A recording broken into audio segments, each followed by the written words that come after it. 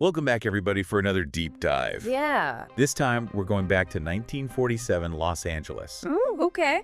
The murder of Elizabeth Short, better known as the Black Dahlia. A fascinating case. Absolutely. Yeah. And we've got two great articles to help us break it down today. All right. One's commemorating the anniversary of the case, Okay. and the other dives into a prime suspect, Dr. George Hodel. Interesting. But before we get too deep into this, Yeah. what's your first thought when you hear that name, the Black Dahlia? It's a case that's definitely become a cultural touchstone for, like, the dark side of Hollywood glamour. Yeah, exactly. I mean, it's got it all, I guess. Yeah, it's got that, and it's got the mystery around it, and it's got all the intrigue, and it's Yeah. got the brutality of it all. It's a brutality for sure. Yeah. And I think that what gets lost in the headlines sometimes is that, you know, Elizabeth Short was a real person. Right. She wasn't just a name. Yeah. She was chasing a dream. And even before the murder, her story's surprisingly tragic. Yeah. I mean, it was really kind of a sad life in a lot of ways before all of this even happened. Yeah, She moved out to LA to be with her dad. right, And then he disappears and is presumed a suicide. right. And then years later, the media actually exploits her mother's grief by tricking her into thinking he's alive. Wow. So, like, right from the beginning. It's awful. Yeah, they're manipulating this Yeah. situation. And it does make you wonder if that kind of set the stage for how this whole story unfolded. Oh, for sure. Speaking of portrayals, Yeah. let's talk about that nickname. Okay. Did she even go by the Black Dahlia before her death?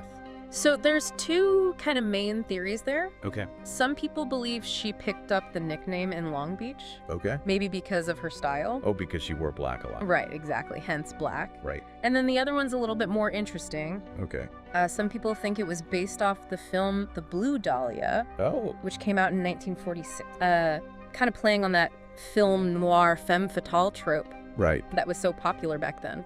So the nickname itself is kind of wrapped up in all this mystery. Oh, for sure. Like with the media and this idea of the dark side of Hollywood. Right. And then on January 15th, 1947, Yeah. that's when it gets real. Yeah. A mother and her young daughter stumble upon her body in an empty lot in Limerck Park. It's really a horrifying scene. It's I was reading the description Yeah. in one of the articles. and Yeah. It's even without getting into the graphic details, it's Mhm. pretty chilling. She was found completely naked, bisected at the waist, and posed the precision of the cuts. The Glasgow smile carved into her face. It just speaks to, like, a premeditation Right. that's really disturbing. And I think one of the other things that stood out to me too is the fact that the body was drained of blood and washed clean. Right. It was definitely staged. This Yeah. wasn't a crime of passion at all. The coroner's report concluded that her cause of death was hemorrhaging Right. and shock from blows to the head, Oh, okay. but they also highlight the surgical precision Oh, wow. of the cuts, which kind of makes you wonder about the killer's background. Right. Maybe some medical knowledge or something like that. Right. And in one of the articles I thought was really interesting, they actually interviewed a guy who, as a paper boy, came across the scene that day. Wow. And, you know, it's just a reminder that this wasn't just some headline. Right. This was a real event. Yeah, and the media definitely ran with this whole thing. Oh, yeah. Like full force. Yeah, I mean, it was all over the place, right? Yeah, the Black Dahlia was front page news everywhere. And they really started to play up this image of a femme fatale, Yeah.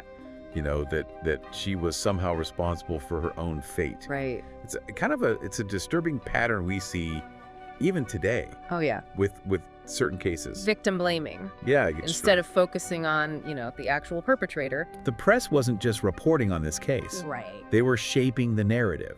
They even went so far as to trick Elizabeth Short's mother Oh, God. into coming to Los Angeles, Wait. promising a reunion with her long-lost husband. What? But it was all a lie just to get her reaction to the murder for a headline.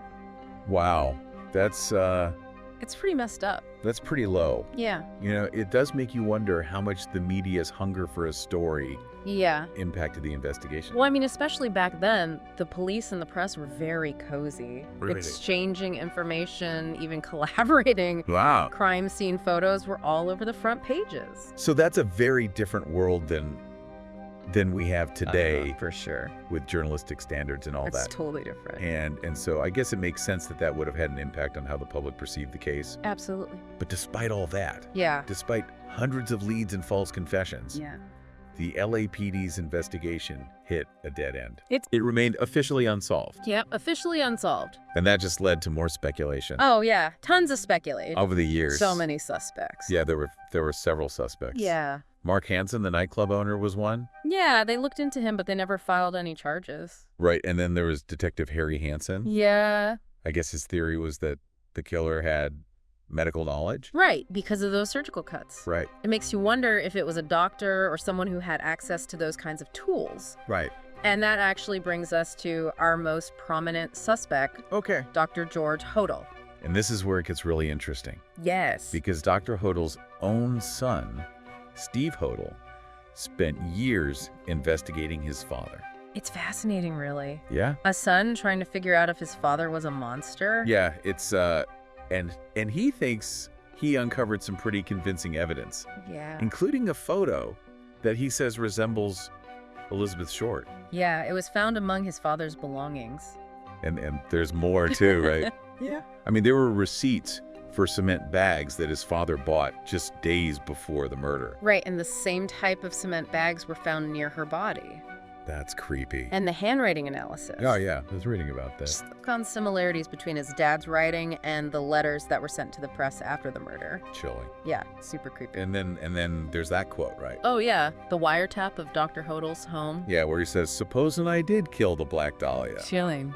Like, that's pretty incriminating. But here's the thing. The LAPD never pursued any of Steve's leads, Really? despite all those years of investigating.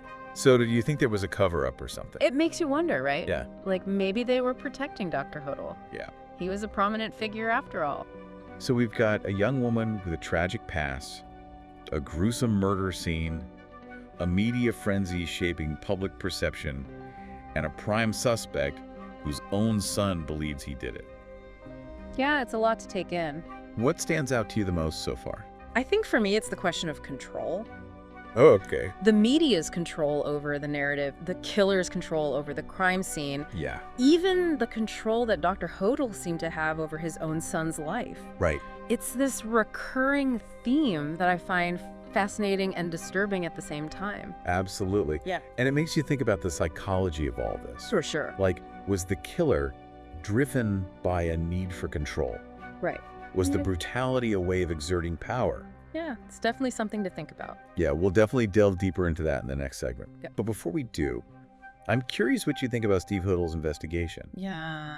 Do you find it compelling, or are you skeptical? Let us know.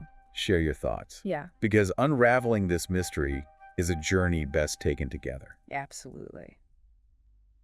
Okay, so we've got the Black Dahlia case. Yep. More than just a whodunit. Oh, for sure. It's like Hollywood glamour, media manipulation. Yeah, Maybe even a cover-up. right. And then there's the question of, like, the psychology behind it all. Right. Like, Yeah. why? Why would someone do something like this? Right, like the brutality of the murder, it wasn't just about, ending a life. Right. It felt very personal. Yeah, it was like they were trying to send a message. Yeah, but what was the message? Well- Was it for Elizabeth Short specifically, or, like, was it for society as a whole? And I think that's what's so fascinating about this case. Yeah, It's not just about solving the crime. right. It's about like understanding the dark side of human nature. The potential for violence that's just below the surface. Yeah, and it's a reminder that evil doesn't always look how we think it looks. Right, it can be hiding in plain Yeah, sight. yeah. And that brings us back to Dr. George Hodel. Right. I mean, if his son's investigation is accurate, Right. it's a chilling portrait of a man who was able to hide this cruelty Right. and get away with it. And that's what I keep coming back to. Yeah? Is that like, why didn't the LAPD follow up on this? Right. Was it just incompetence or... Was there something more Yeah. going on like Steve Hodel suggests? Right. And one of the articles even mentioned that Dr. Hodel was rumored to have connections Really? to the police department, Wow. even ties to the police chief Clemens B. Horrell.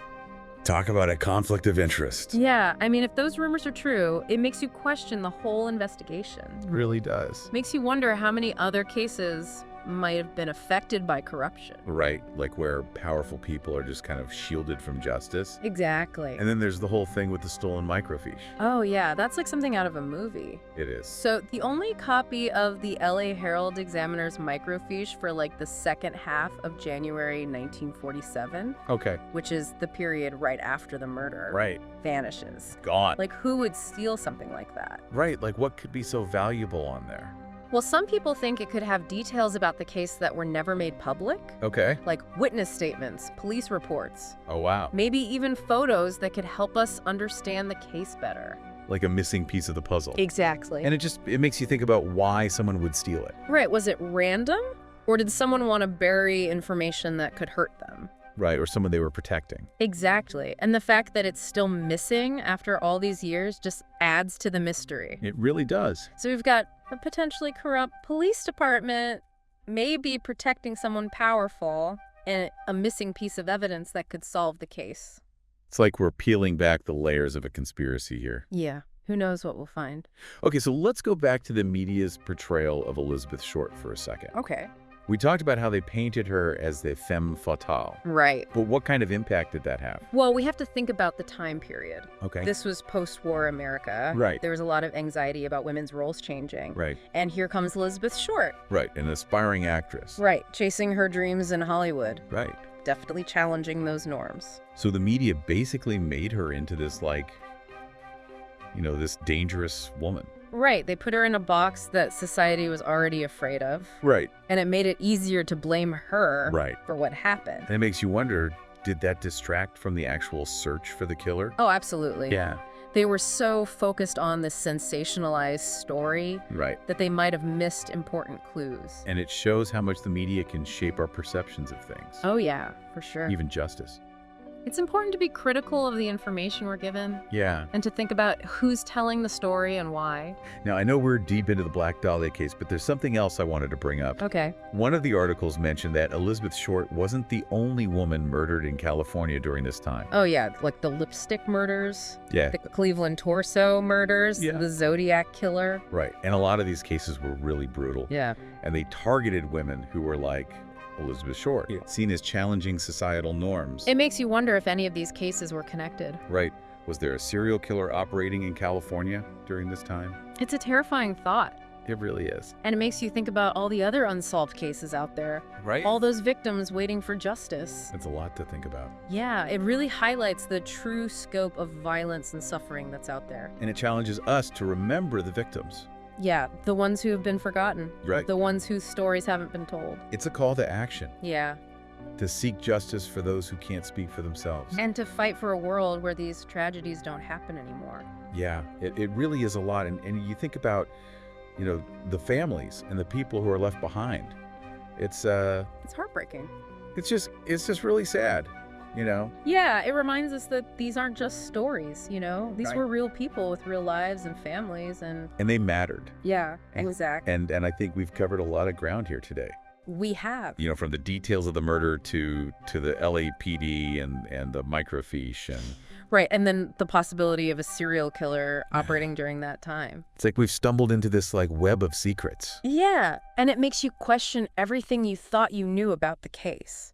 Like, what if Elizabeth Short's murder wasn't just a random act? Right. What if it was part of a bigger pattern that we just don't fully understand? And that's a question that people have been trying to answer for years. For decades. Yeah. And we might never know for sure. But even without all the answers, Yeah. I think what we've seen today is that this case is about more than just, who did it. Right. It's about the darkness Yeah. that exists in the world. Yeah. The potential for evil that's out there. And that it can happen anywhere. Anywhere. Yeah, even in a place like Hollywood. Absolutely. And I think it also challenges us to think about, what's our responsibility in all of this? Right. Like, no. are we just passive observers? Right. Or do we have a duty to seek justice for the victims? And to hold people accountable. Yeah. And to never stop questioning the stories that we're told. Because sometimes the truth is harder to face than we want it to be. Way more complicated. Yeah. Yeah. And the Black Dahlia case, I think, shows us that. Yeah, it's captivated people for generations. And it makes us confront these uncomfortable truths about ourselves. And about the world we live in. Exactly. It challenges us to examine our own biases. Yeah, why are we so fascinated by darkness? And what's our responsibility to the victims? And I think in grappling with all of that, Yeah. we can hopefully move towards a world where these things happen less, Right. where justice is more important than just the mystery. So as we wrap up here today, I want to leave everyone with this. Okay. Even when things seem really dark Yeah. and it feels like there's no hope, Mm-hmm. the human spirit is strong. It is. We seek answers. We demand justice. And we remember the victims. We don't let their stories be forgotten. That's right. And by keeping those stories alive, Yeah. by continuing to ask questions, To challenge what we think we know.